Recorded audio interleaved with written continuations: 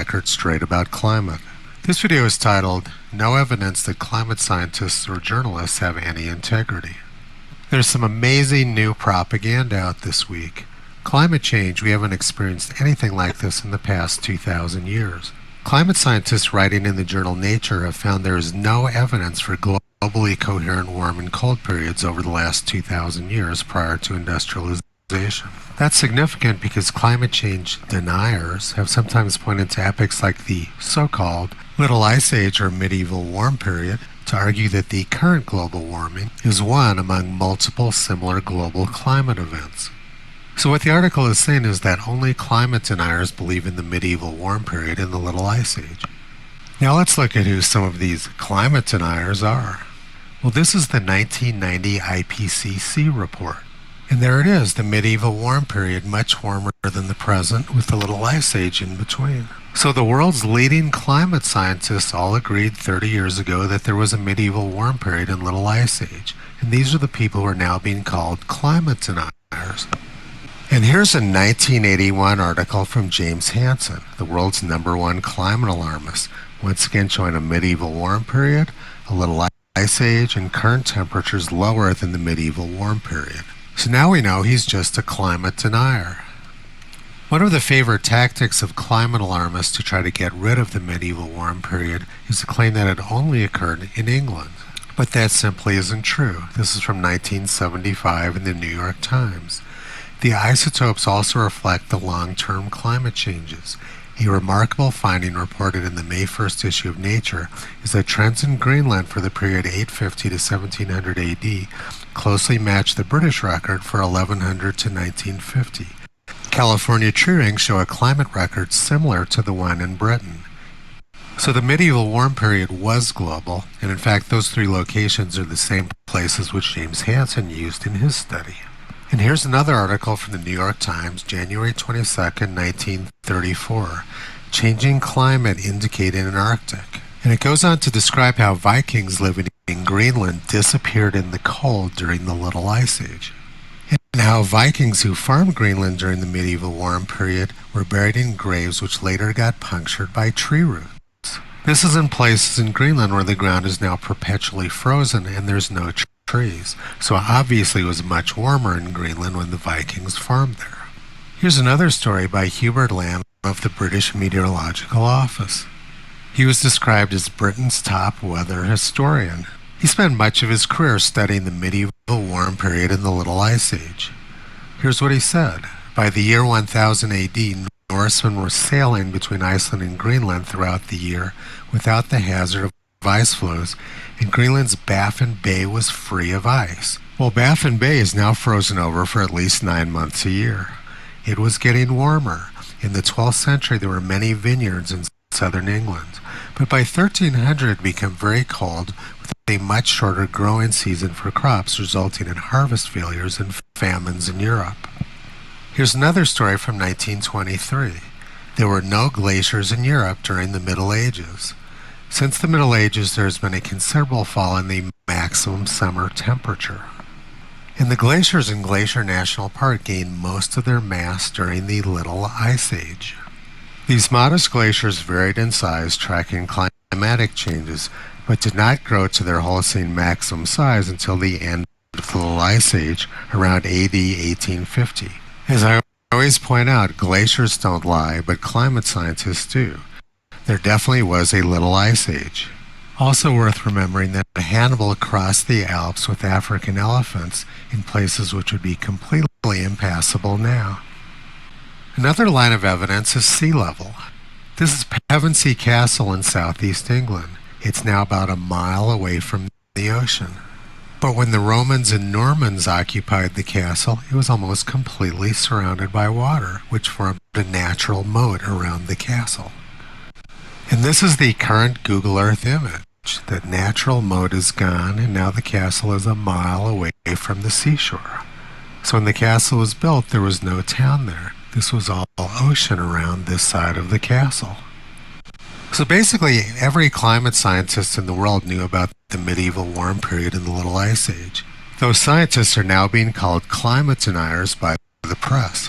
So what happened to the Medieval Warm Period and the Little Ice Age? Well, Dr. David Deming from the University of Oklahoma tells us. This is his testimony to Congress.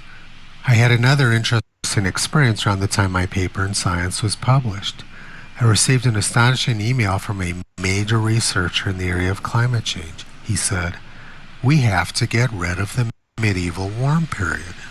Let's watch his testimony now. We'll start with you, Dr. Deming, and thank you for being here from the great University of Oklahoma. Thank you. Mr. Chairman, members of the committee, and distinguished guests, thank you for inviting me to testify today. I am a geologist and geophysicist. I have a bachelor's degree in geology from Indiana University and a PhD in geophysics from the University of Utah. My field of specialization in geophysics is temperature and heat flow. In recent years, I've turned my studies to the history and philosophy of science. In 1995, I published a short paper in the academic journal Science. In that study, I reviewed how borehole temperature data recorded a warming of about 1 degree Celsius in North America over the last 100 to 150 years. The week the article appeared, I was contacted by a reporter for National Public Radio. He offered to interview me, but only if I would state that the warming was due to human activity. When I refused to do so, he hung up on me. I had another interesting experience around the time my paper in Science was published. I received an astonishing email from a major researcher in the area of climate change. He said, quote, "We have to get rid of the medieval warm period," unquote. The medieval warm period was a time of unusually warm weather that began around 1000 AD and persisted until a cold period known as the Little Ice Age took hold in the 14th century. Warmer climate brought a remarkable flowering of prosperity, knowledge, and art to Europe during the High Middle Ages. The existence of the medieval warm period had been recognized in the scientific literature for decades, but now it was a major embarrassment to those maintaining that the 20th century warming was truly anomalous. It had to, quote, "be gotten rid of," unquote. So you received that email in 1995 about getting rid of the medieval warm period, and by 1998 Michael Mann had erased it, just as climate scientists said they were going to do. Michael Mann is an extremely dishonest person, and he's also completely delusional. Here's some tweets he made last year. "We're not nearing a constitutional crisis, we're there. Our nation is under assault by a dangerous coalition of hostile interests and enablers. Trump, Russia, Putin, Kelly, Nunes, Ryan. We must defend our nation by any means available." And here's a very timely one down at the bottom. Trump, congressional Republicans, and right-wing media telegraphed this development with their heated rhetoric and actions over the past 2 weeks. Now we know what this was about. Mueller won't just make a case for obstruction. Collusion with Russia seems likely and RNC likely implicated. Michael Mann is paranoid and delusional and makes very strong statements about things he understands nothing about. And he's projecting his dishonesty onto other people. He's made huge amounts of money pushing the global warming scam. Trying to rewrite history is standard operating procedure for climate scientists, and then they try to bully people into accepting their fraudulent activities. And as I keep pointing out, climate science is not a science. It's an organized crime syndicate, and the press is complicit. The organization of this scam is perhaps the most disturbing aspect of it. The article on the left is from the Australian Broadcasting Corporation, and the article on the right is from the British Broadcasting Corporation. Note the tremendous similarities between these two articles. An obscure junk science story appears in a journal, and then it gets blasted out by news agencies all over the world. Official banner, headline on top. Climate change, we haven't experienced anything like this in the past 2,000 years. And the BBC version. Climate change, current warming unparalleled in 2,000 years. Then below it is the photograph intended to deceive. The ABC photo has a picture of the sun, which has been hot for as long as I can remember. Then they have a yellow sky, which is somehow associated with heat. And then the airplane, which is producing CO2 and causing the heat. Now, which one would you believe is heating the Earth? This airplane or this giant fusion reactor in the sky? I'm going to go with the sun. Now let's look at the BBC propaganda photo. It's a glacier calving into the ocean. It looks like the ice is slumping and must be due to global warming, right? But it has nothing to do with warming. Glaciers are rivers of ice. They flow down from the high country. When they reach the sea, they fall off into the ocean and form icebergs, like the giant iceberg which broke off of a glacier and destroyed the Titanic in 1912. And then down below the junk science propaganda photo, we have very similar characteristics once again. A block of bold text in both articles, and then below that some smaller text. The style of the propaganda is identical. The headline, the junk science photo, the little bit of bold text below it. This is obviously a highly coordinated propaganda campaign. And this massive blast of heatwave propaganda is released in July, right when it's going to deceive the most people. So it's an obscure journal article which is sent out in headlines all over the world. The formatting of the propaganda is almost identical in different news agencies. This is not independent journalism. It's a highly organized crime syndicate. It bears no resemblance to independent journalism. The global warming scam is not about science, it's not about journalism, it's about propaganda. It's about scaring people, particularly children, into giving up their lifestyle, their freedom, and their money. The use of children for propaganda is an age-old tradition. Visit Toto on the web at realclimatescience.com. He's been pulling back the curtain on junk science, propaganda, and organized crime for a long time.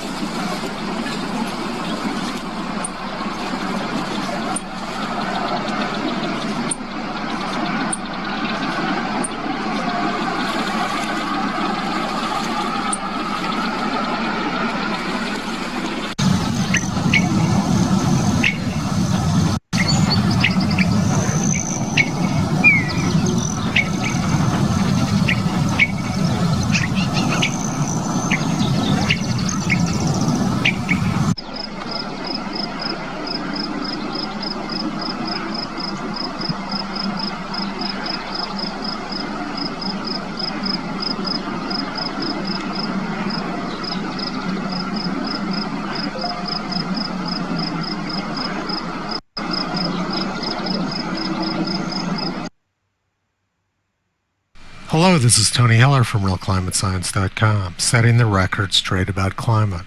John Dillinger, the gangster, was gunned down in Chicago on this date 85 years ago by federal agents.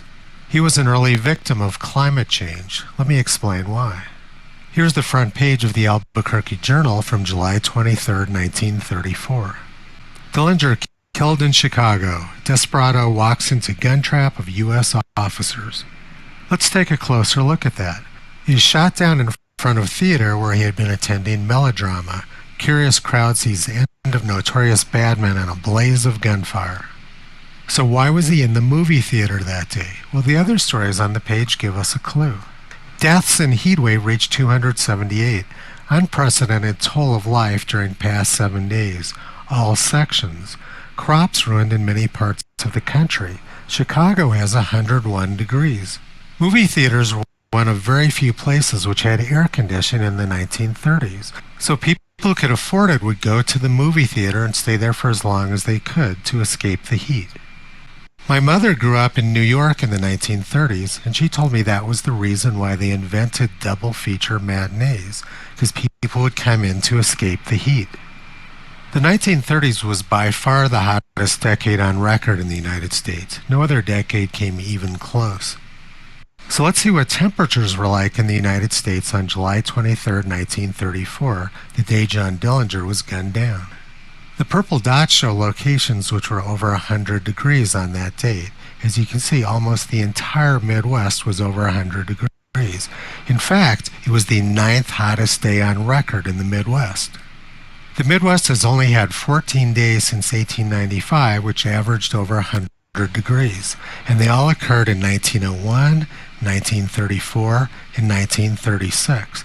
They've never had another day in the Midwest which averaged over 100 degrees. So I put a red star on the dot representing July 23, 1934. And it wasn't just a one-day heat wave. It was an incredible protracted heat wave. In fact, from July 19, 1934 to July 26, 1934, Mexico, Missouri was over 110 degrees every single day.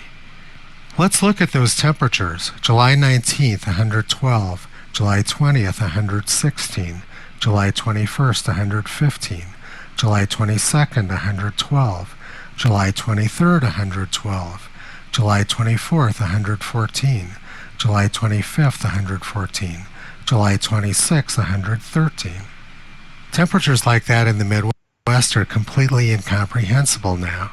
To put this in perspective, the Midwest almost never gets above 100 degrees anymore, much less 110. And here's a graph of every single 110 plus degree reading in Missouri since 1895.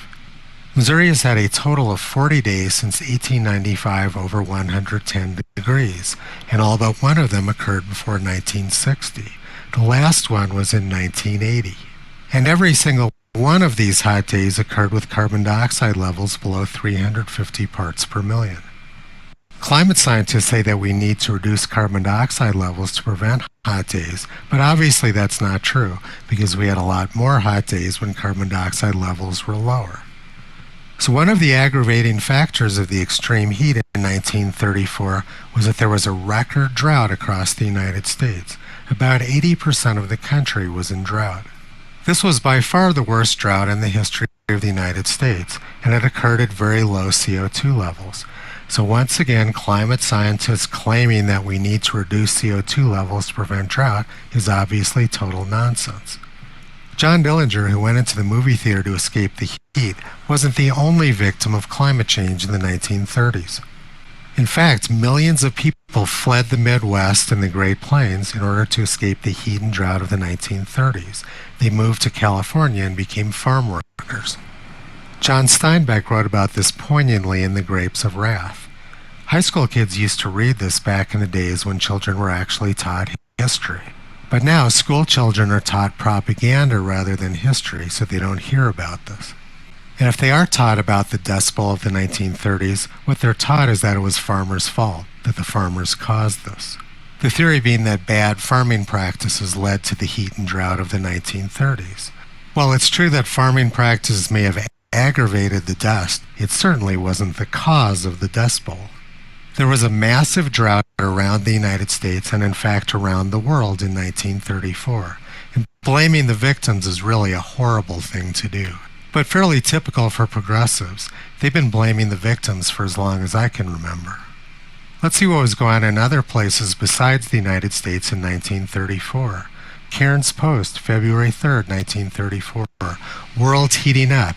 Ice dissolving at poles. Sea level will rise 40 feet. Los Angeles Times, December 30th, 1934. Whole world in freak weather year of 1934. Cold, heat, drought, and flood set new marks. Unprecedented extremes recorded in every corner of the earth. Even climate has changed in spots. Wow, so those farmers in the Oklahoma Panhandle caused worldwide freak weather. Climate alarmists obviously can't blame carbon dioxide for the freak weather of 1934, so instead they blame farmers. So let's see what scientists said in 1934. This is from that same LA Times article. How science accounts for berserk elements. Assigned reasons varied from spots of the sun to concurrences of meteorological cycles. This berserk weather, record heat, and worldwide drought is what climate alarmists now describe as the stable climate of low CO2. And they say that if we lower CO2 levels, they can bring us back to the lovely climate like we had in 1934. Now let's look at what the chief meteorologist of the U.S. Weather Bureau said about the weather in 1934. Worldwide drought is seen likely. Weatherman admits there is something wrong and that no one knows why. By Joseph Kinser, Chief Meteorologist, U.S. Weather Bureau. Washington, June 21st, 1934. What is wrong with the world's weather? Is a question I've been asked many times in the past few weeks. It's much simpler to describe what is happening than try to tell why, for the truth is that no one knows why. It is quite possible that the entire world is headed for a dry period. We've known for many years that periods of high temperature and droughts go together. We do not know whether the drought causes the high temperature or the high temperature causes the drought. It's like the question, which was first, the chicken or the egg? And here's another story from Australia, June 4th, 1934. World drought. Farmers' ruinous losses. Almost universal disaster. Europe revives pagan rites. And that's what England looked like in the summer of 1934. England has just experienced the worst drought for nearly 100 years. Sydney Morning Herald, Friday, January 19, 1934. Heat wave in 3 states. Bushfires in South Australia. Party trapped by flames. Severe dry spell sweeps over country, his longest on record. Unparalleled in duration, scope, and intensity, the drought now covering 3/4 of the United States will breed upon itself until some major climatic disturbance occurs to break it up. So this horrible climate of the 1930s is what climate scientists now call the stable climate, which they want to bring us back to. You would think that climate scientists would want to try to understand and explain the extreme weather of the 1930s, but they do something completely different. They erase it. This is the NASA U.S. temperature graph from 1998, and they correctly show 1934 as being by far the hottest year on record in the United States, and 1998 being much cooler. Now let's look at the current version of the same graph. Look what they did. They cooled 1934 way down and warmed 1998 way up to make 1998 warmer than 1934. I'm going to flash back and forth between the two graphs a few times so you can see what they did. 1998 version, 2019 version, 1998 version, 2019 version, 1998 version, 2019 version. They turn cooling into warming. This is straight out of Orwell's Ministry of Truth, rewriting the past. Once again, I'll make the point that these people are not scientists. They're propagandists pretending to be scientists. Actual scientists want to understand the past, not rewrite it. In 1934, gangsters like John Dillinger were easy to identify by the way they dressed. And they still are in 2019. We just have a different type of gangsters now. They dress in white lab coats, but basically they're running the same racket. They say, "Nice little climate you got there. We wouldn't want anything bad to happen to it." Instead of extorting money with direct threats of violence like Chicago gangsters did, These people are extorting money with threats of climate violence. They're running a protection racket just like Chicago gangsters. I've talked to people in the climate science community who are perfectly aware of the fact that climate alarmism is largely nonsense. But they justify their dishonesty with excuses like, well, we need to lower CO2 levels to prevent ocean acidification anyway. Or another one is, well, we need to transition to green energy anyway to save the environment. Both excuses are complete nonsense. One of the reasons I do this is to prevent green energy from destroying our environment. These climate scientists are just rationalizing their bad behavior with even worse excuses. Visit Toto on the web at realclimatescience.com. He's been pulling back the curtain on junk science, propaganda, and organized crime for a long time. Hello, this is Tony Hiller from realclimatescience.com, setting the record straight about climate. This video is titled, Arctic Refuses to Melt as Ordered. That was actually the name of my first climate article, which was published in the Register in 2008. So let's review what's happened in the Arctic over the last 11 years since I wrote that article. The press is all full of great stories again today. Arctic summer melt shows ice is disappearing faster than normal. Climate change is causing strange events in the Arctic, research shows. Ice covering Arctic Ocean disappearing faster than normal. And here's the bottom line. Record Arctic ice melt may be even worse for another icy end of the planet. Well, we really messed things up, didn't we? We made all the ice melt, and now we're all going to die in an icy end to the planet. The article implies that it's happened before. I wonder when the last icy end to the planet occurred. Well, we better look at the data and see what's going on. This is a graph of Arctic ice extent from the Multi-Agency Sea Ice Index, going back to their start of records in 2006. You can see that the ice extent increases every winter, and then it decreases in the summer, and it makes a nice cyclical waveform which repeats every year. Most years it does about the same thing, but the year 2012 was very interesting because it had both the highest winter extent and the lowest summer extent. The easier line to understand is the 365-day mean, shown as the thicker blue line across the center. This line doesn't have seasonal variations in it, and you can see that ice extent has remained about the same since the start of records in 2006. It wiggles up a little bit during high years and wiggles down a little bit during low years, but for the most part there hasn't been any significant change in Arctic sea ice extent since 2006. You can also see that the two lowest years were 2012 and 2007. That was a long time ago. Now let's compare it against expert forecasts made since I wrote my 2008 article. Expert Arctic polar ice cap may disappear this summer, March 1st, 2008. The polar ice cap in the Arctic may well disappear this summer due to the global warming, Dr. Olav Orheim, head of the Norwegian International Polar Year Secretariat, said on Friday. And there's the arrow showing the date he predicted. Well, Dr. Orheim has a very long and impressive title attached to his name, so he must know what he's talking about. And here's another one from National Geographic News, June 20th, 2008. Arctic warming has become so dramatic that the North Pole may melt this summer, report scientists studying the effects of climate change in the field. Well, National Geographic is very authoritative. They must know what they're talking about. The ice must be gone.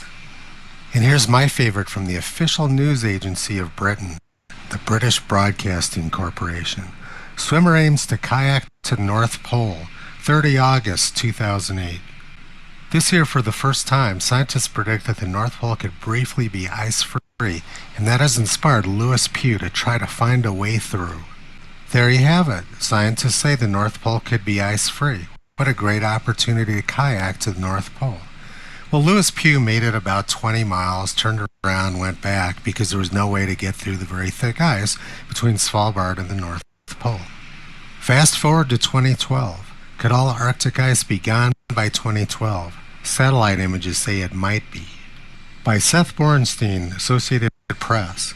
This week, after reviewing his own new data, NASA climate scientist Jay Zwally said, at this rate, the Arctic Ocean could be nearly ice-free at the end of summer by 2012.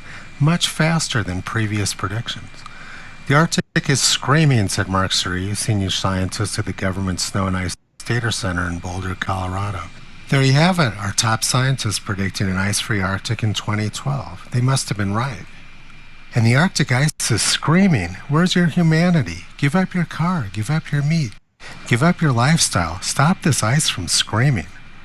And there's the same story in National Geographic News. Arctic sea ice gone in summer within 5 years. Seth Borenstein, December 12, 2007. An already relentless melting of the Arctic greatly accelerated this summer, a sign that some scientists worry could mean global warming has passed an ominous tipping point. And here's another story from the BBC. Arctic summer is ice-free by 2013. Their latest modeling studies indicate that northern polar waters could be ice-free in summers within just 5 to 6 years. Professor Maslowski told an American Geophysical Union meeting that previous projections had underestimated the processes now driving ice loss. So given that fact, you can argue that maybe our prediction of 2013 is already too conservative. And then Professor Peter Wadhams of Cambridge University said, in the end, it will just melt away quite suddenly. And here's a very definitive article from the Sierra Club Canada, why Arctic sea ice will vanish in 2013. Well, the Sierra Club really cares about the planet and the Arctic, so send them money and prevent this 2013 catastrophe from occurring. And here's another one from Nobel laureate Al Gore. Polar ice cap may disappear by summer 2014. Another new study to be presented by U.S. Navy researchers later this week warns it could happen in as little as 7 years. 7 years from now. In the last few months, it has been harder and harder to misinterpret the signs that our world is spinning out of kilter. This guy won the Nobel Prize. He must really know what he's talking about. Our world is spinning out of kilter, and the ice has been gone for 5 years. And here's the very scientific projection from the Naval Research Lab, which Nobel laureate Gore based his forecast on. And here's another 2015 ice-free forecast from Professor Peter Wadhams of Cambridge University again, reported in The Guardian. And The Guardian really cares about the planet, so I would listen to them and take them seriously. Another 2015 ice-free Arctic forecast from journalist Mark Hartsgaard. This guy really cares about the planet a lot, and he really knows what he's talking about.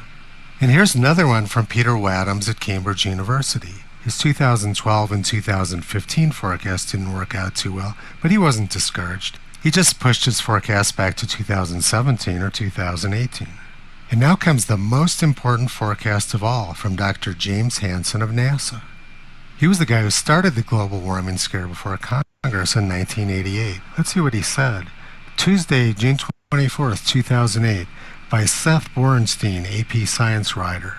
Hansen, echoing work by other scientists, said that in 5 to 10 years the Arctic will be free of sea ice in the summer. So that means the Arctic is going to be free of sea ice sometime between 2013 and 2018. Representative Ed Markey, Democrat, Massachusetts, committee chairman, said, Dr. Hansen was right. 20 years later, we recognize him as a climate prophet. Well, this guy's a prophet. He must know what he's talking about. The Arctic must be free of sea ice now. But the best forecast was from President Obama's science advisor, John Holdren, in 2009. If you lose the summer sea ice, there are phenomena that could lead you not so very long thereafter to lose the winter sea ice as well. And if you lose that sea ice year-round, it's going to mean drastic climate change all over the hemisphere. That was an amazing prediction. The North Pole gets no sunlight for 6 months, and yet somehow is going to stay above freezing for that entire 6-month period. This guy was a presidential science advisor, so he must be really smart. And Obama was a really smart guy too, they tell me. So throughout this entire period, there's been no significant change in Arctic sea ice extent. Nothing is happening in the Arctic. Now I'm going to flip through the ice-free forecast very quickly. Keep your eye on the red arrow. 2008, 2008, 2008, 2012, 2012, 2013, 2013, 2014, 2014, 2015, 2015, 2015, 2018. They just keep pushing the arrow to the right, yet nothing is happening in the Arctic. Nothing is changing. However, there was a time when the Arctic was ice-free, and that was 6,000 to 7,000 years ago when Stonehenge was being built. Atmospheric CO2 levels were very low at the time, so we can say with 100% certainty that Arctic sea ice extent has no correlation with atmospheric CO2. We can also say with 100% certainty that climate scientists have no idea what they're talking about when it comes to predicting Arctic sea ice, and that they have no integrity. They just keep pushing their forecasts back, and every single day we see new stories about the Arctic melting down and how the planet's going to die and polar bears are going to die and the world's falling apart, and it's all just complete nonsense. Here's a graph of what's really going on in the Arctic. The blue line is Reykjavik, Iceland temperatures going back to the year 1900. You can see that temperatures around Iceland rose dramatically from 1920 to 1940, and then they fell dramatically into the late 1970s, and since the late 1970s they've risen dramatically again. Climate alarmists always claim that satellite sea ice records began in 1979. That's not true, but it was the coldest year on record in Iceland, so of course since then the ice has diminished. The red line is the Atlantic multi-decadal oscillation, an ocean circulation pattern which I'm going to talk about more in a minute. So let's see what was going on in the Arctic around 1940 at the peak of this big temperature spike. December 17, 1939, glaciers melting over Greenland. All the glaciers in eastern Greenland are rapidly melting. It may without exaggeration be said that these glaciers, like those in Norway, face the possibility of a catastrophic collapse. It was very warm in 1939, and the Arctic was rapidly melting. Here's another story from the New York Times, October 19, 1958. The changing face of the Arctic. Some scientists estimate that the polar ice pack is 40% thinner and 12% less in area than it was a half century ago.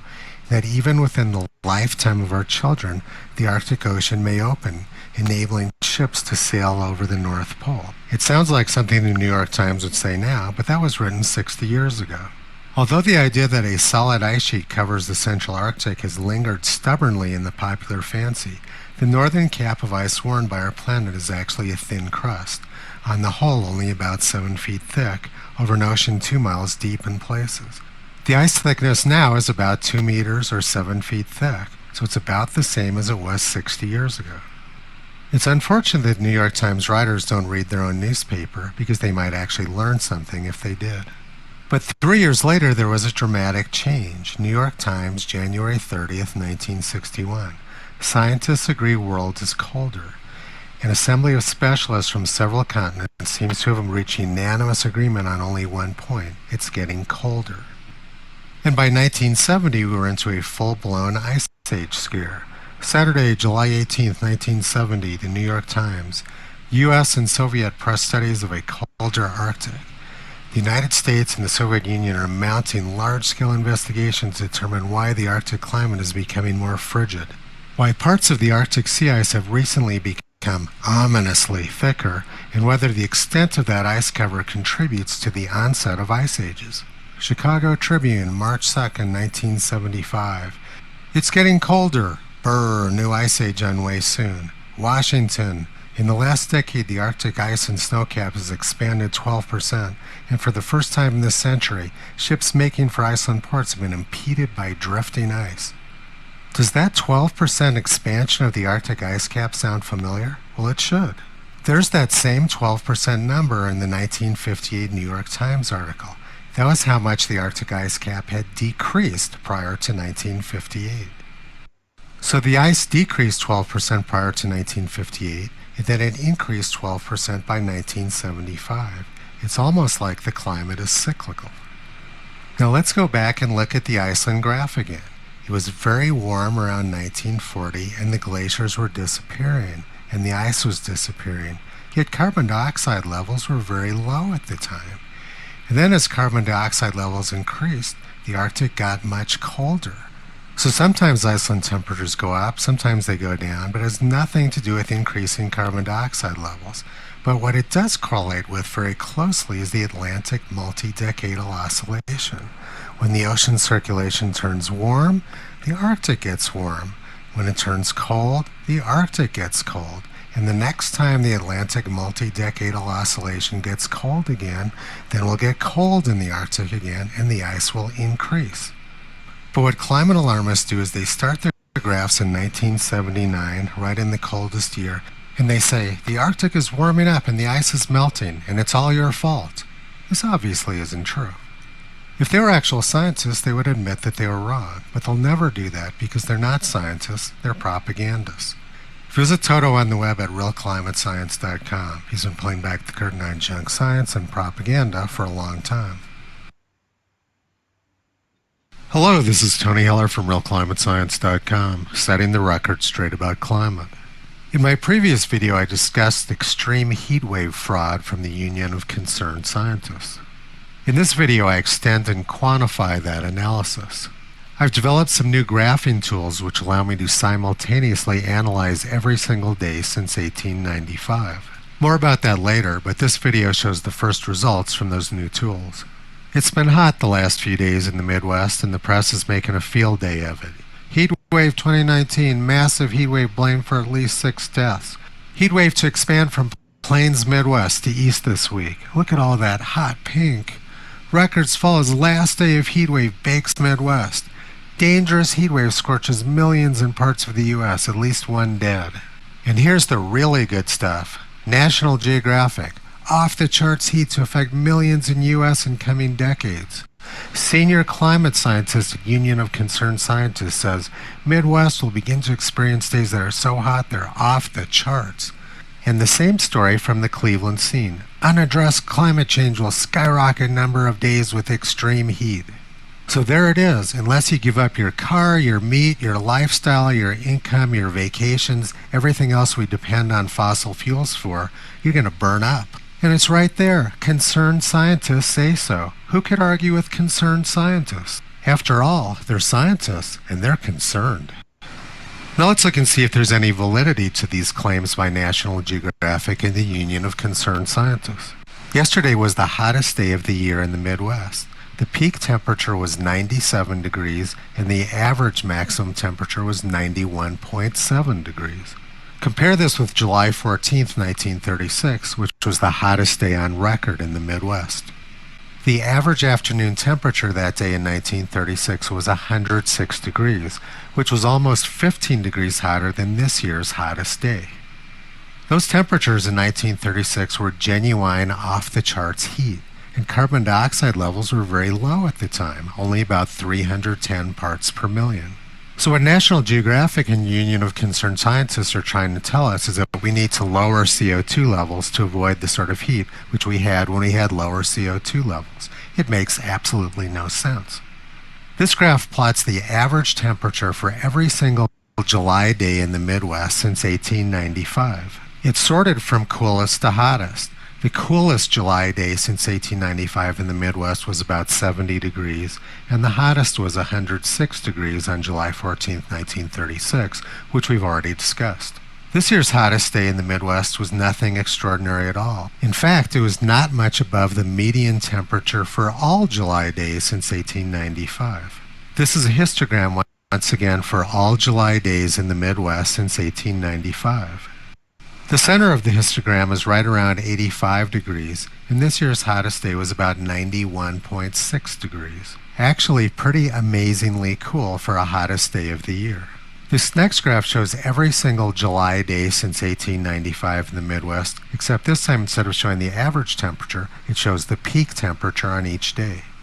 This graph is even more remarkable because it shows that the hottest day in 2019 was not much above the average July day for every single day since 1895. This year's heat wave was completely unremarkable, not much above the average July day in the Midwest. And this is the histogram for the peak temperature on all July days in the Midwest since 1895.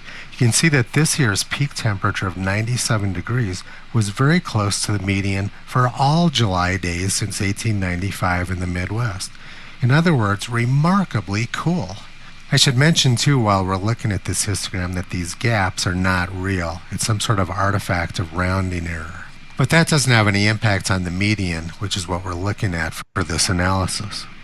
This graph shows the average July daily maximum temperature at all Midwest United States Historical Climatology Network stations since 1895.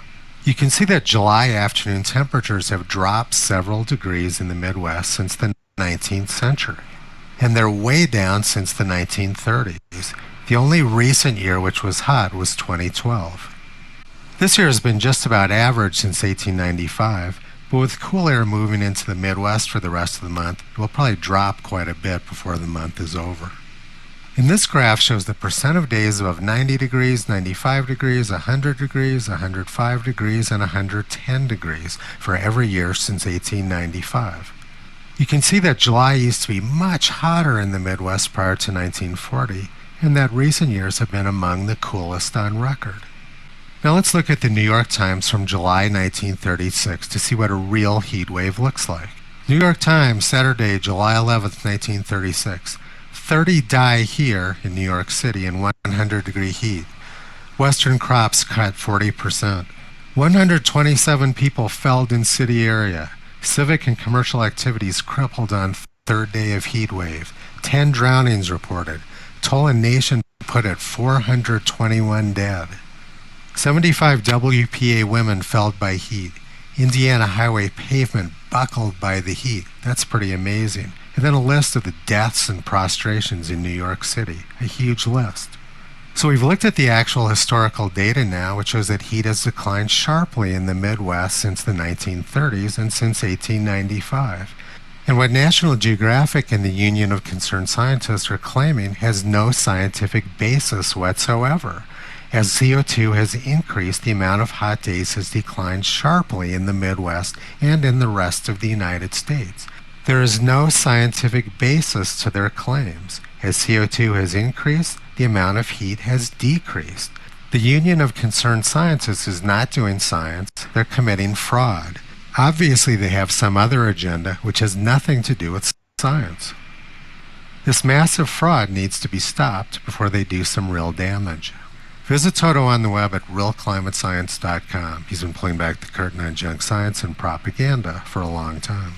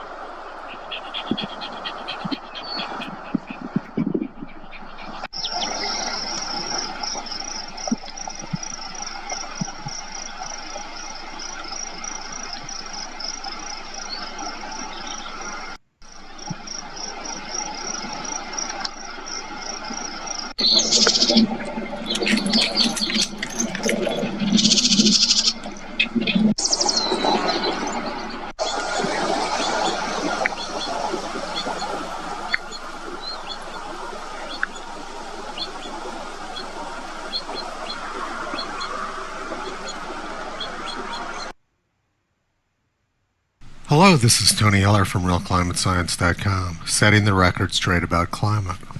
This video is about a brand new report from the Union of Concerned Scientists. I've done lots of stories about fraudulent reports from the Union of Concerned Scientists in the past, but they've stepped up the dishonesty to an entirely new level with this report. Look at all the words they've got in there. Killer heat, climate choices, dangerously hot days, concerned scientists. So the message here is that scientists are concerned that there will be killer heat in the United States, and it's up to us to make the choices about the future to prevent dangerously hot days.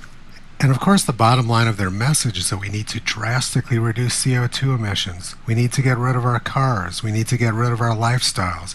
We need to quit traveling on airplanes. We need to quit taking vacations. We need to quit eating meat, or we're all going to die in a blazing inferno. And these people are scientists, and they're concerned.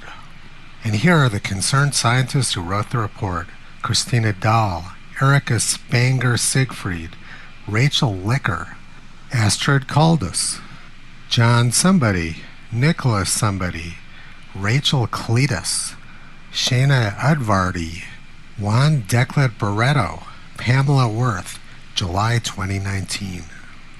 They picked an interesting time to come out with this report. The last 6 months have been the coolest on record in the United States. This is a graph of the average January to June daily maximum temperature at all NOAA U.S. Historical Climatology Network stations. It shows that the average daily maximum temperature of 57 degrees is tied with 1979 for the coolest on record. 1979 had an extremely cold winter, but this year had a cold winter and a cold spring. And you can see that in this next graph, which is January to June percent of days over 6 degrees Fahrenheit at all U.S. Historical Climatology Network stations. You can see that this year is by far the coolest. Less than 50% of the temperature readings during the year so far were above 60 degrees Fahrenheit. The only other year which that happened was 1979. But the Union of Concerned Scientists has a job to do: spread propaganda. So they waited till the hottest week of the year to come out with this report. Now let's look at the details of the report. Table 1. Extreme heat will become more frequent and more severe in all regions of the country. Usually climate scamsters use words like may become more severe, but in this one they say it will become more severe. They're prophets.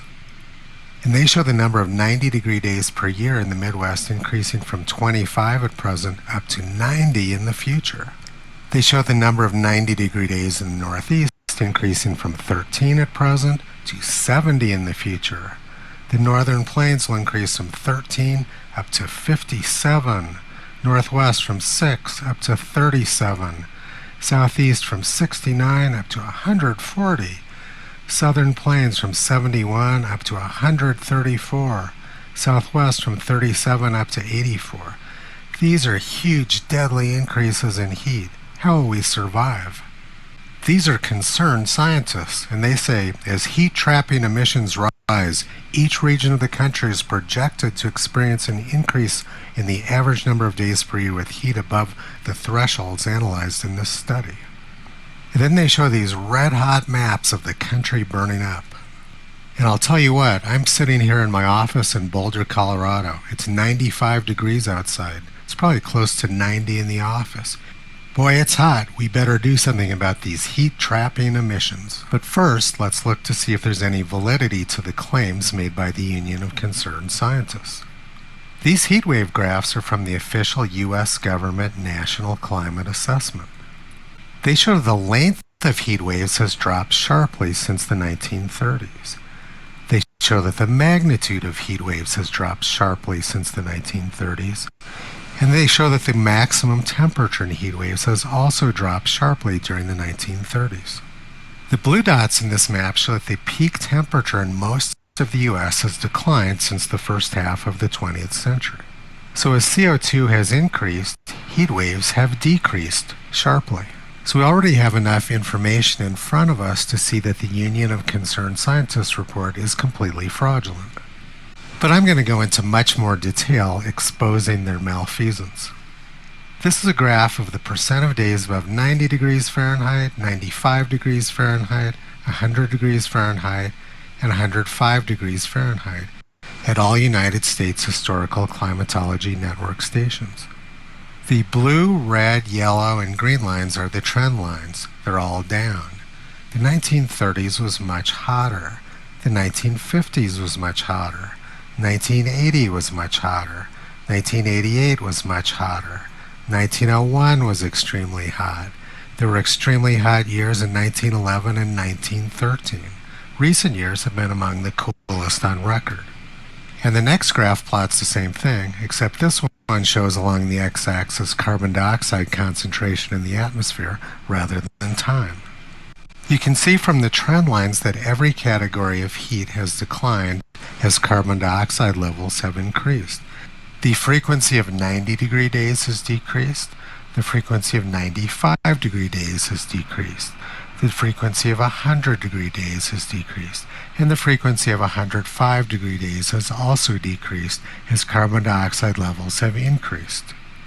So once again, the entire basis of the Union of Concerned Scientists report is fraudulent. They're claiming that heat waves correlate with carbon dioxide levels in the atmosphere. It's clear that that simply isn't true. Now let's look at those regions of the country in the same order which they did. Well, heat in the Midwest has plummeted over time, dramatically. The Midwest used to have extremely hot summers until about 1955. But since then, the frequency of 90-degree days has dropped off sharply and are pretty rare now. 95 and 100-degree days were very common in the Midwest during the 1930s, but they almost never happen anymore. Now let's look at the Union of Concerned Scientists predictions again. They predicted an increase in the Midwest from 25 days per year up to 90 days per year. Well, the exact opposite is occurring. These people are terrible scientists at best and complete frauds at worst. Now let's look at the northeastern U.S. The frequency of hot days has also declined there, though not as dramatically as they have in the Midwest. In the northern plains, the frequency of hot days has dropped off sharply. Look how incredibly hot the northern plains were during the 1930s. Recent years have been the coolest on record. If you remember your Steinbeck, The Grapes of Wrath from high school, millions of people fled the heat and drought of the 1930s in the Great Plains and moved to California. You can see why. The heat was unbearable in the 1930s. The Pacific Northwest has seen a small increase in the frequency of hot days since the 19th century. But almost all of that increase occurred over a century ago. This is the same graph for the past century. You can see there's been no change in the frequency of hot days.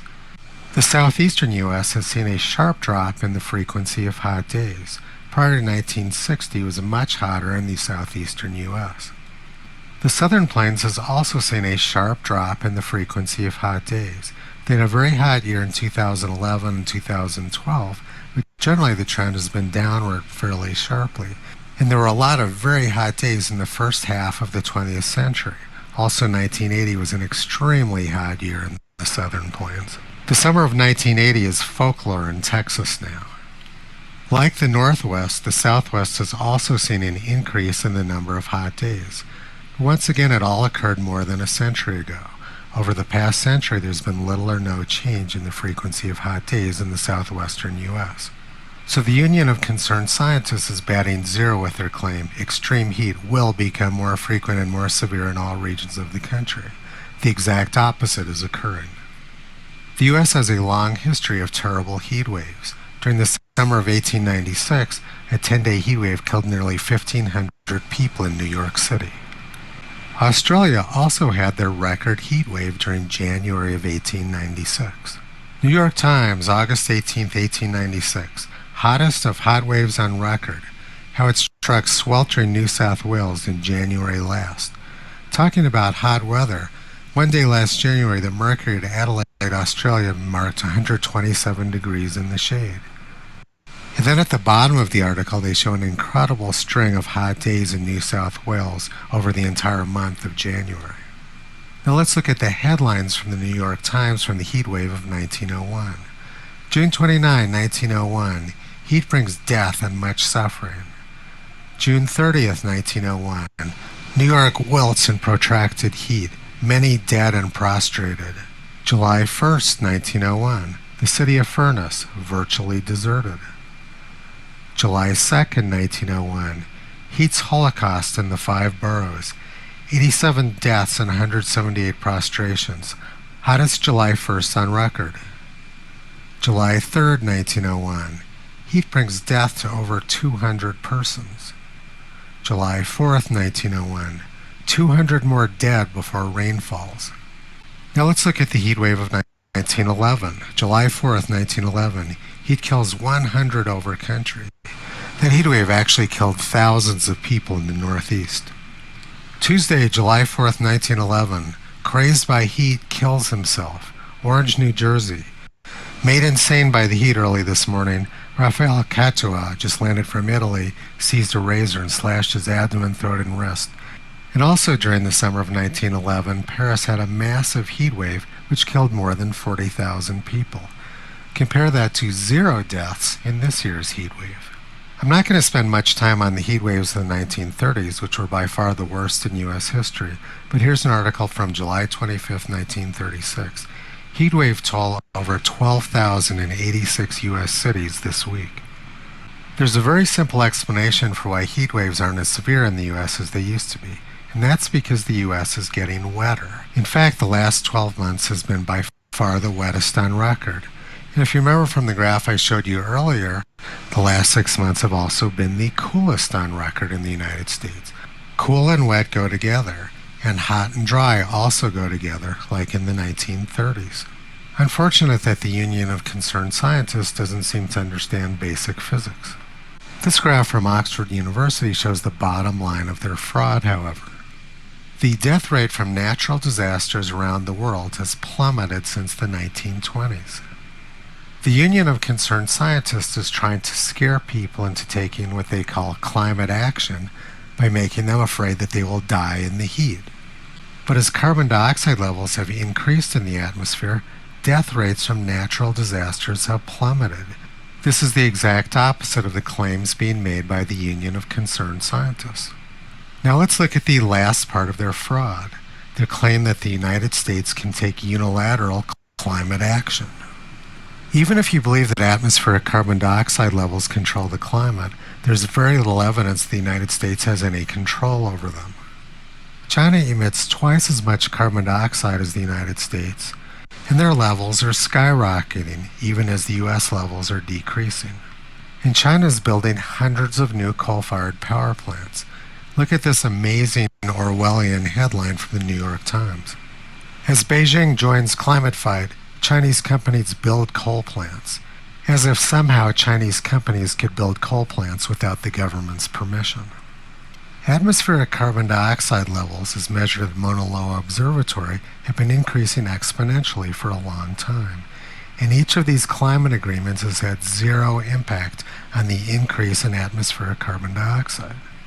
The whole idea of climate action is a complete farce. There's nothing the U.S. could do alone, even if we wanted to. So what are these scientists at the Union of Concerned Scientists up to? Well, Rachel Licker is working to defend climate science budgets and programs. Without scaring people, there's no money for climate science budgets. And Christy Dahl at the Union of Concerned Scientists is feeling blue about climate change. It's been a tough year for those of us in the climate change community. Well, perhaps instead of relying on emotion, Christy Dahl should do some actual science, like I did. No doubt millions of dollars went into this fraudulent report from the Union of Concerned Scientists. But I work for free, and it took me less than 2 hours to completely dissemble the nonsense in their report. Upton Sinclair, the playwright, said, "It's difficult to get a man to understand something when his salary depends on his not understanding it." No place is this principle more evident than in climate science, and obviously it applies to women as well as men. Visit Toto on the web at realclimatescience.com. He's been pulling back the curtain on junk science and propaganda for a long time. Hello, this is Tony Heller from realclimatescience.com, setting the record straight about climate and other things. This is a short video titled Destroying Martin Luther King's Dream. Martin Luther King Jr. said, "I have a dream that my 4 little children will one day live in a nation where they will not be judged by the color of their skin, but by the content of their character." Fast forward to 2019. We have 4 women in Congress who are showing very bad character, engaging in hateful, un-American lies and anti-Semitic behavior. The president has correctly called them out on their bad character. And of course, Democrats and the press are up in arms, demanding that they be judged based on the color of their skin rather than their character. People on the left have completely destroyed Martin Luther King's dream. Democrats are creating a world where people are judged only based on the color of their skin or their gender. I went to Washington, D.C. for President Trump's inauguration in January 2017. I was celebrating the president's historic win.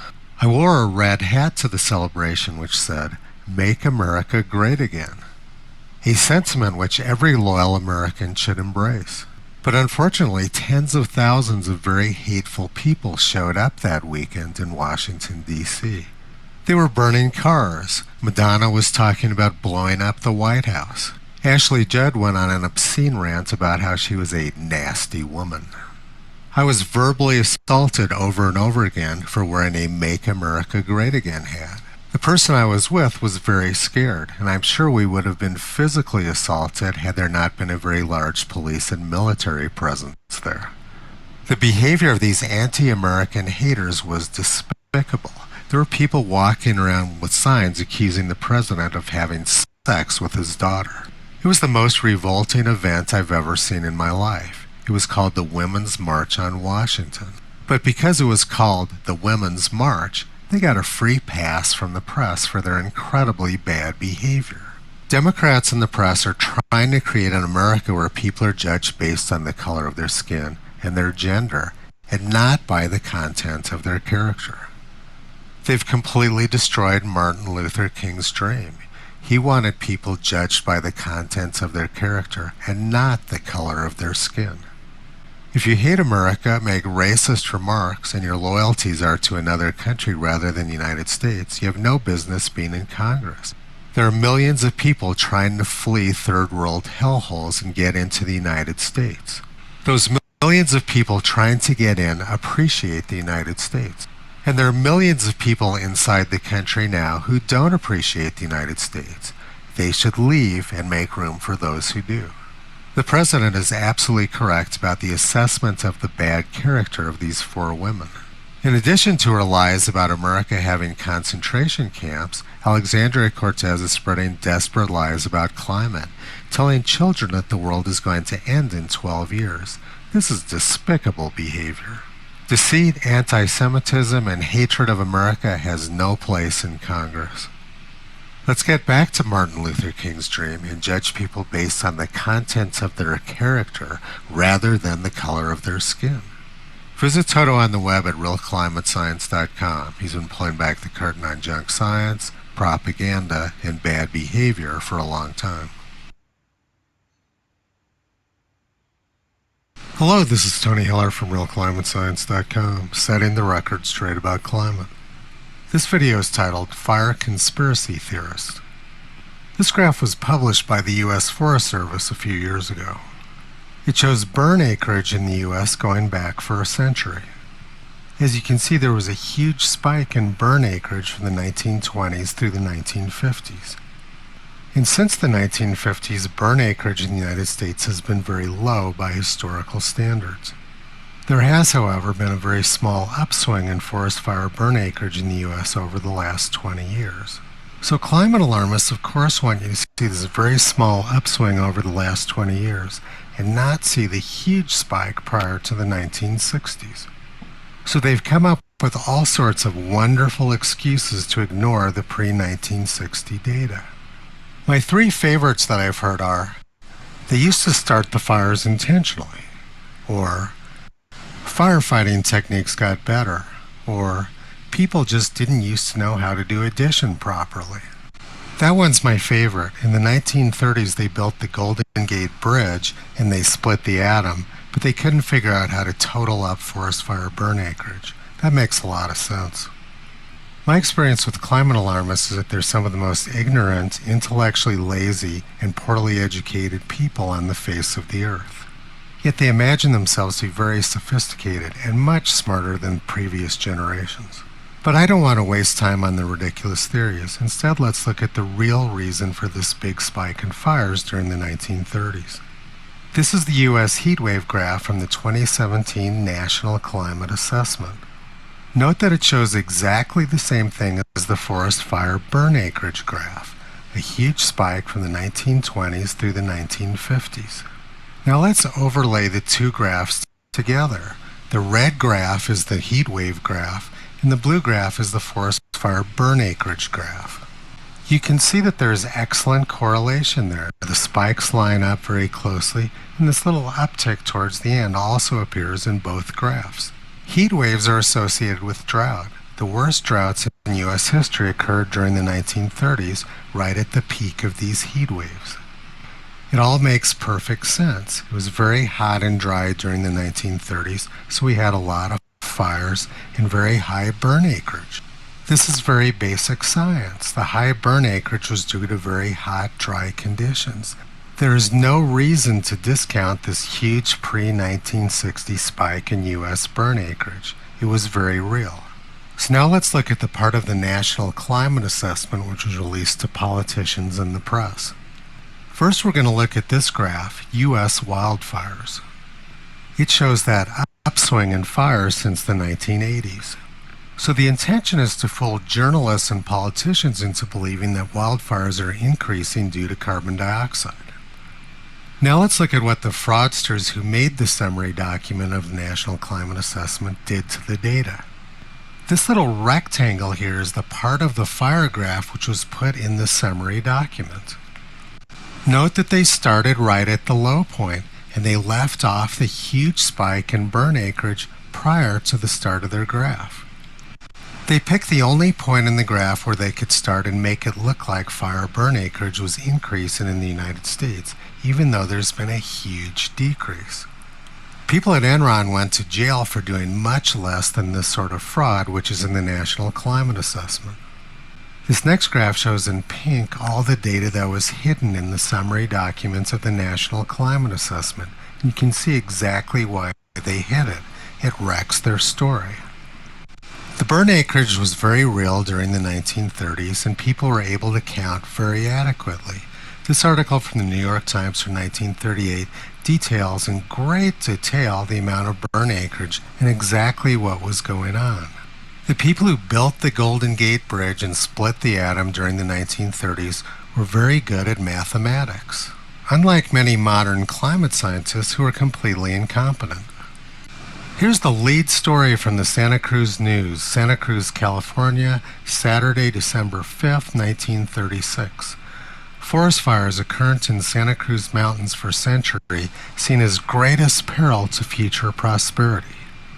So California has been having huge forest fires since at least 1834, and they viewed it as an even bigger threat than earthquakes. California has a long history of very severe droughts. Some of their droughts from 1,000 years ago lasted for 200 years, and the past century was actually the wettest on record in California. This graph was published in the San Jose Mercury News a few years ago. Climate alarmists believe that these huge droughts in the past were natural, but the little tiny recent droughts were man-made. Climate alarmists are not doing science, they're doing 100% propaganda. But I'm not done yet with the fraud in the summary documents of the National Climate Assessment. Remember this heatwave graph from the data portion of the National Climate Assessment going back to the year 1900, which showed a huge spike in the 1930s. Do you think that graph made it into the summary document? Well, of course not. The summary document had this heatwave graph, which started very conveniently in the 1960s. Now let's look at exactly what they did. This rectangle here is the part of the heatwave graph which made it into the summary document, and all of this is what they left off. Once again, they started their graph right at the low point. the only place they could have started the graph to make it look like heat waves were increasing, when actually there's been a huge decrease in U.S. heat waves. And here's the pink rectangle, which shows all the data that was hidden. These people are not doing science, they're committing fraud. For reference, this is the main page that was used by politicians and journalists from the National Climate Assessment. Here's the heat wave graph over here, and here's the U.S. wildfires graph over here. And then other fraudsters, like the Union of Concerned Scientists, take the fake data from the National Climate Assessment and turn it into stories like this. Is global warming fueling increased wildfire risks? And the answer is a resounding no. Wildfires are way down in the U.S. Heat waves are way down in the U.S. And drought is also way down in the U.S. The U.S. climate has become much less extreme over the last 80 years, yet they have people hysterical believing that we're about to die in the next 12 years, or as Prince Charles said, in the next 18 months. The whole thing is a total scam, and they're trying to bully people into compliance with their plans to take over the U.S. energy industry. It's very important that we all fight back and stop them from doing this. Running short of energy because we chose to rely on imaginary green energy would be catastrophic. It would completely destroy Western civilization. So what can you do? You can get involved. Your future and your children's future depends on shutting these crooks down. Visit Toto on the web at realclimatescience.com. He's been pulling back the curtain on junk science and propaganda for a long time.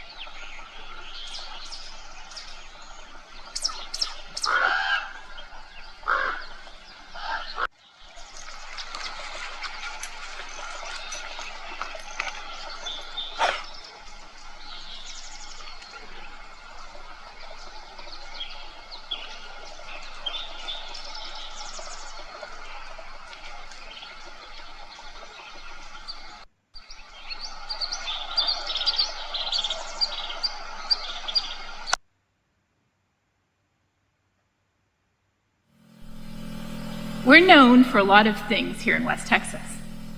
One of the things we're very well known for is our fields of white cotton and the friendly farmers in them. We don't just grow cotton, we also raise cows. And we're very well known for what we do with those cows. And of course, no talk at Texas Tech would be complete without mentioning something else we are very well known for here in West Texas, and that is our world-class football. But there is something that we are not so well known for here in West Texas. And it's something we've seen a lot of lately.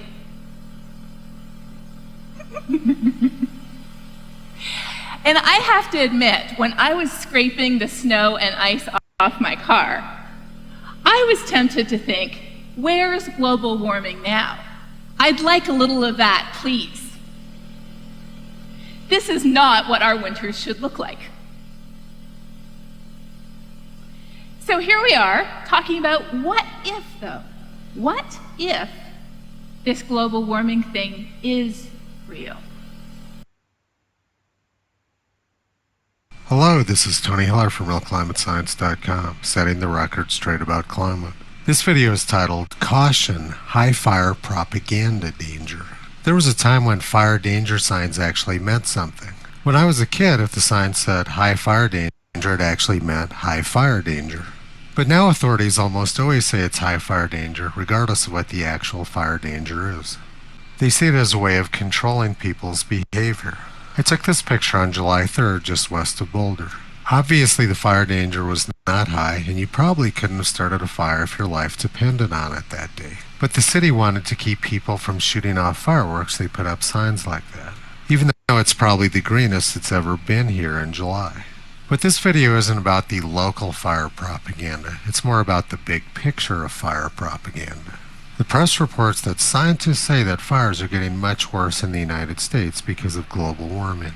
But actual data from the U.S. Interagency Fire Center shows the exact opposite. The number of forest fires in the U.S. has been plummeting over the last decade, with this year being the lowest on record so far.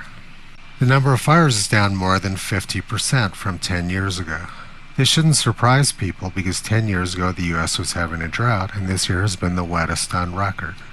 And if we go back a century, data from the National Interagency Fire Center shows that burn acreage in the U.S. is way down from the droughts of the 1930s. It's down about 80%. And if we go back even further, burn acreage in the U.S. is down 90% from pre-industrial times, when CO2 was below 280 parts per million. This is a 1995 Clinton administration report from various U.S. government agencies. U.S. Department of the Interior, Department of Commerce, Department of Agriculture, Environmental Protection Agency, Federal Emergency Management Agency, Department of Energy, Department of Defense, National Association of State Foresters. In the conterminous United States during the pre-industrial period, 1500 to 1800, an average of 145 million acres burned annually. Today, only 14 million acres, federal and non-federal, are burned annually. Burn acreage is down 90% from the days when CO2 levels are very low, so it's very clear that CO2 and fire burn acreage have no correlation. And it's also very clear that reports like these from respectable organizations like the Union of Concerned Scientists and the New York Times are completely fraudulent, which makes it no different than most of their other reporting. I spent the last few days in Los Alamos, New Mexico, where I grew up. 8 years ago, there was a massive forest fire just west of Los Alamos. It was the largest fire in New Mexico history. Like the big California fire last year, the Las Conchas fire in 2011 was started by a power line. Here's some pictures from the fire in June 2011. That's looking west from Los Alamos. Looks pretty bad. After the fire was a big mess, like there always is after forest fires. Bandelier National Monument is adjacent to Los Alamos and was heavily affected by the fire. Scientists at the park are trying to understand the effects of climate change on ecosystem succession patterns. Wildfires with the magnitude of those that occurred in Arizona and New Mexico during 2011 are becoming more frequent due to patterns of increased temperatures and drought. But data from the National Interagency Fire Center shows that the Park Service claims simply aren't true. Since the fire occurred, the number of fires has plummeted in the United States. And as we already saw, burn acreage in the United States is down 80% over the last 90 years. And had the people at the Park Service bothered to look at their own research, they would have known that burn acreage is down 90% in the U.S. from pre-industrial times. There have been excellent studies done of the long-term history of drought in New Mexico. Like this one, 2,500 years of hydroclimate variability in New Mexico.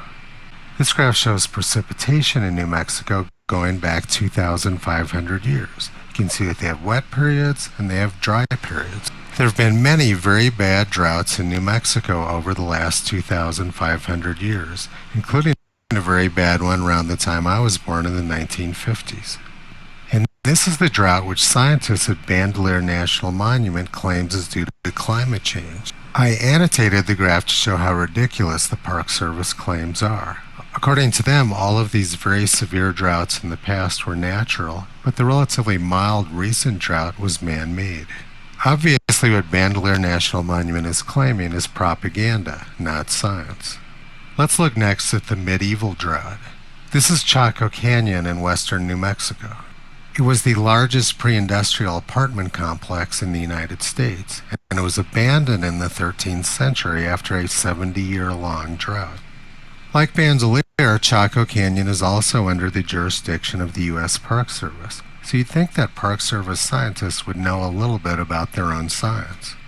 Looking at the more recent past, precipitation in Los Alamos is about the same as it was 100 years ago. There was an unusually wet period in northern New Mexico in the 1980s, which confused a lot of people who moved there at the time into believing that it was the normal climate of New Mexico. I wrote an editorial in the Santa Fe New Mexican a few years ago pointing this out to newcomers. That drought actually is the normal climate of New Mexico. That's why it's a desert. And the 1980s was an unusually wet period. But Santa Fe is a hotbed of climate alarmism, and climate alarmists aren't interested in data. They rely on superstition. Temperatures in Los Alamos have increased since the 1990s, but they're no warmer now than they were when I was born in the 1950s. So now let's look at some pictures of the 2011 burn area, which I took over the last couple days. The burn area looked pretty bad in 2011, but now it's filling in with massive groves of beautiful aspen trees. When I was a kid, the area was overgrown with very sickly, thick groves of pine trees. It was due to decades of Smokey the Bear fire suppression, and was actually pretty ugly. But now the area is extremely beautiful and green. You can see some of the dead trees from the fire still standing, and then the groves of aspen trees which are growing up in between them. Aspen trees grow very fast after a fire, and in a few years this is going to be very spectacular aspen forest through here. This is looking down from the top of the Los Alamos ski area towards the national laboratories. You can see very thick groves of oak and aspen all through here. It's extremely beautiful there now, and the fire is exactly what the forest needed. Smokey the Bear, who's from New Mexico, is probably the worst thing that ever happened to forest management. Instead of the thick, scraggly, ugly pine forest we used to have, we have open areas of green, which are great for things like butterflies. I saw more butterflies in the mountains over the last few days than I've seen for many years. And where there used to be almost nothing growing on the forest floor, now there are tall groves of ferns. Here's some pictures I took in May in Los Alamos Canyon, just west of the town site. Where there used to be horrible, ugly groves of scraggly pine trees, now they have maple trees filling in. Probably the largest stand of Rocky Mountain maple in the area. Big fires are nothing new in the area. During the same week as the 2011 fire in 1890, there was a massive fire across the other side of the Rio Grande Valley. This is in an area where I used to work as a wilderness ranger in the 1980s. Wednesday, June 25th, 1890, the forest fires, they're sweeping Colorado mountains. Thousands of acres laid waste. Denver, June 25th. From telegraphic reports here today, it would seem that a great portion of the Sangre de Cristo Range in Colorado and New Mexico is in flames. A special from Espanola, New Mexico says The valley is obscured by smoke from the burning mountains east of Espanola. The fire extends over 20 miles up and down the Santa Fe Range and makes a beautiful and weird appearance. The fires have been burning for several days now, and no attempt is being made to extinguish it. The loss will be great. As I said, I used to be a wilderness ranger there, and I'm familiar with the burn area from the 1890 fire. I suspect that it was just as large or larger than the 2011 fire. And this is what the 1890 burn area looks like now in autumn. It's a huge tourist attraction in Santa Fe. Fire is very important to the forest cycle. When humans interfere with a natural forest fire cycle, the natural consequence is that we get very large fires. Sooner or later, the fires are going to come. Sooner means smaller fires, and later normally means larger fires. Los Alamos is going to look like this in a few years, and it's a huge improvement over how it looked when I was a kid. This sort of forest fire propaganda from the city of Boulder is a little more respectable. They're just trying to keep people from shooting off fireworks. But there's nothing respectable about the fire propaganda from the Union of Concerned Scientists or the New York Times. The New York Times claims that climate change is fueling wildfires nationwide. But if they bothered to read their own paper, they would know that that simply isn't true.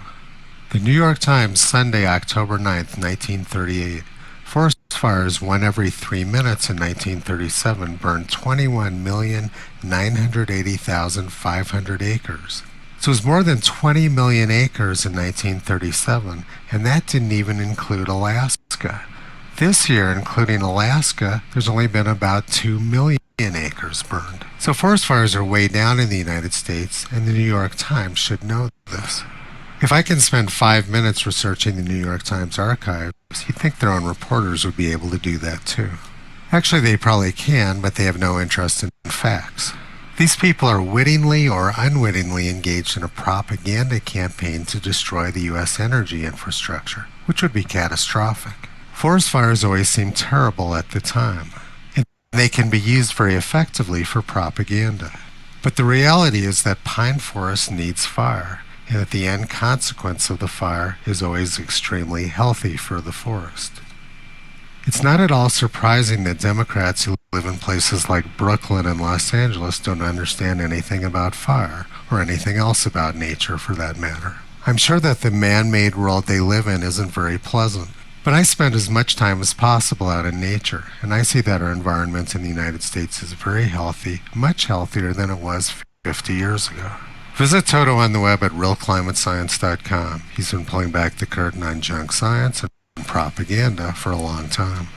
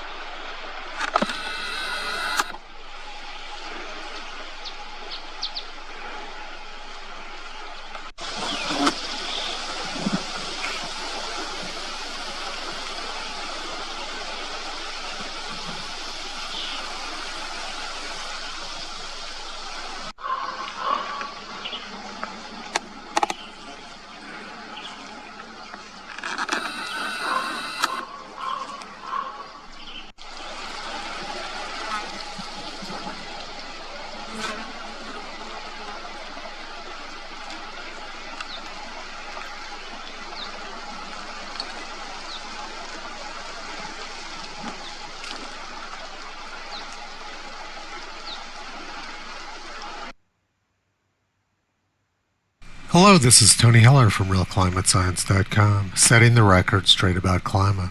This video is about the very real climate crisis of 1936. The week of July 7th through the 14th of 1936 was the hottest week on record in the United States and much of Canada.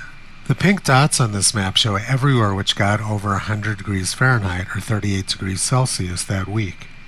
Much of this area, including up into Canada, got over 110 degrees Fahrenheit, which is 43 degrees Celsius. And this was at a time when atmospheric CO2 levels were very low, below 310 parts per million. So people who claim that hot weather is associated with higher levels of carbon dioxide are either ignorant or dishonest. From July 7th through the 14th, 1936, every state reached 90 degrees Fahrenheit, 40 states reached 100 degrees Fahrenheit, and 16 states reached 110 degrees Fahrenheit or 43 Celsius. Those states were California, South Dakota, Arizona, Illinois, Indiana, North Dakota, Iowa, Kentucky, Nebraska, Wisconsin, Missouri, Montana, Oklahoma, West Virginia, Kansas, Minnesota, and Ohio. South Dakota reached 115 degrees Fahrenheit, and California was over 120 degrees. The worst of the heat wave was over the Midwest, and this next graph shows the average July 7th through 14th maximum temperature at all Midwest U.S. Historical Climatology Network stations going back to 1895. As you can see, temperatures have generally declined over the last 120 years, but 1936 was an unbelievably hot year. The average Midwest temperature that week was 103 degrees Fahrenheit, which was 10 degrees higher than the second hottest year, which occurred in 1921. Even more incredible is the percentage of hot days in the Midwest. This graph shows the July 7th through 14% of days above 95 degrees Fahrenheit, or 35 Celsius, at all Midwest U.S. Historical Climatology Network stations. During that week in 1936, almost every single temperature reading taken in the Midwest was over 95 degrees. The previous record was just over a third of days above 95 degrees Fahrenheit, so 1936 was completely unprecedented. And it was a similar story for 100-degree days. More than 3/4 of the temperature readings taken in the Midwest that week were over 100 degrees Fahrenheit, which completely obliterated the previous record. This animated GIF shows the progression of the heat wave during that week. I'm going to let it run a few times so you can watch it for yourself. Remember, these purple dots represent temperatures over 100 degrees, and many of them were over 110 degrees. You can see the heat wave expanding and reached its peak area around July 10th. But actually, the hottest weather occurred on July 14th. And it wasn't just that week in 1936 that was extremely hot. This is the temperature anomaly map from the U.S. Weather Bureau for July 1936. You can see that the whole country was blistering hot. It was 12 degrees above normal in the central part of the country. For the entire month of July and the entire summer of 1936, it was the hottest on record in the United States. People were dropping dead from the heat in the United States and Canada. According to this account, 12,000 people died from the heat in 86 cities in 1 week. The New York Times reported on July 7, 1936, heat rising to 119 degrees. North Dakota temperatures set all-time records in fourth severe day. 31 cities are over 100 degrees Fahrenheit. Illinois highways blow up. The Queenslander reported on July 16, 1936, that it was the worst drought in history. The drought, which already has become one of the major catastrophes in American history, has entered on its second month. The Chicago Tribune reported 112-degree temperatures in Chicago. Can you imagine the mass hysteria which would occur if that happened now? This year has been the wettest on record in the United States, but in 1936 they were having a terrible drought, and millions of people had to abandon their homes and move to California. It was a very real climate crisis, and we had very real climate refugees in 1936. The press didn't have to make up fake stories about a climate crisis because everybody was living through it, and they could see it right in front of their faces. On July 9, 1936, New York City set their all-time hottest temperature of 106 degrees Fahrenheit. This graph shows the hottest temperature per year in New York City going back to 1895. You see that 1936 was the hottest, and since then hottest temperatures have been declining, with recent years being among the coolest.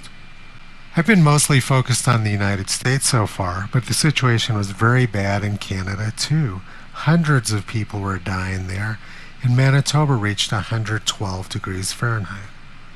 They didn't need someone like Catherine McKenna to go around making up stories about a climate crisis, because people were dying in the streets in Canada and they could see it for themselves. It was extremely hot, and the effects on humans was very real. Thousands and thousands of people were dying in the heat. Double feature movies became very popular during the 1930s because movie theaters were one of the few places that had air conditioning, so people would go to the movie theater and stay there all afternoon to escape the heat. But heat and drought weren't the only things going on in 1936. There was lots of other incredible extreme weather that year. February of 1936 was coldest on record in the United States and much of Canada too.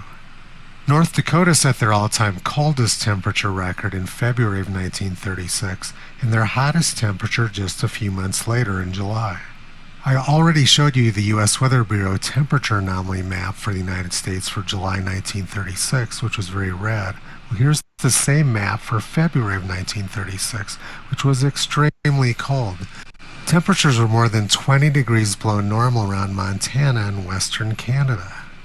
But the extreme weather of 1936 wasn't just limited to extreme heat, extreme droughts, and extreme cold. We also had some of the worst floods in U.S. history that year. A few weeks after the record cold of February 1936, around St. Patrick's Day, the United States had massive floods over much of the eastern half of the United States. This was downtown Pittsburgh on March 21st, 1936. The water was about 10 feet deep. My grandfather was in a business meeting in downtown Pittsburgh that day, and he had to be evacuated by boat. March 20th, 1936, all eastern America under floodwaters. Terrible dust storm rages in the west. President signs appeal as capital flooded. 100 cities and 14 states affected. The White House had to be sandbagged in order to keep the waters of the Potomac out. But the bad weather of 1936 wasn't just heat, drought, cold, and floods. Some of the worst tornado disasters in U.S. history also occurred that year, just a few weeks after the flooding. Third worst disaster, tornado in USA, over 500 dead, April 17, 1936. The death roll as a result of the tornado over 6 southern states has exceeded 500, while the badly injured total 1,727. Here's a picture showing some of the damage in downtown Gainesville, Georgia. Tornado areas bearing dead, 201 in Mississippi City and 183 in Georgia, 33 missing. April 11, 1936. The United States was hit by record heat, record cold, record drought, record floods, and record tornadoes. But the U.S. is just 2% of the Earth's surface. What was going on in the rest of the world that year? July 25, 1936. Typhoon sweeps Japanese island. 741 killed or missing. A typhoon swept the island of Kyushu, inundated 2,000 homes and damaged crops. Those killed and missing number 741. October 14, 1936. Philippines typhoon. 400 reported dead. Fear of a rice shortage. February 22, 1936. A Queensland tornado. Township ravaged. December 9, 1936. 300 dead. Anatolian floods. 50,000 people homeless. Angora, Turkey. More than 300 were drowned and 1,000 were injured. There were 50,000 persons homeless. Thousands of men, women, and children were wandering terror-stricken and practically unclothed in an effort to escape from the floods. And on the same day in the Philippines, thousands of Filipinos are missing in northeast of Luzon Island as a result of the most disastrous flood in the history of the Philippines. So the Philippines was having their worst flood in history, and South Africa was having their worst drought in history. February 27, 1936, cattle dying in hundreds, Transvaal's most terrible drought in living memory, Johannesburg. Cattle have been dying in hundreds, farms have become desert wastes, farmers are facing ruin and actual starvation, and thousands of square miles of land are without a single blade of grass in northern Transvaal through the worst drought in living memory. And meanwhile, terrific gales were lashing Europe and Britain, phone services dislocated. 1936 was a very real climate crisis in the United States, in Canada, and over much of the rest of the world. So how does the press respond to this? Well, they ignore it and they make up fake stories about heat waves in other countries. The Washington Post says, global warming led to scorching heat in Europe. Leaders must take it seriously. The Washington Post printed this article on the same day when much of Europe was having record cold. So let's look at the heat years in the past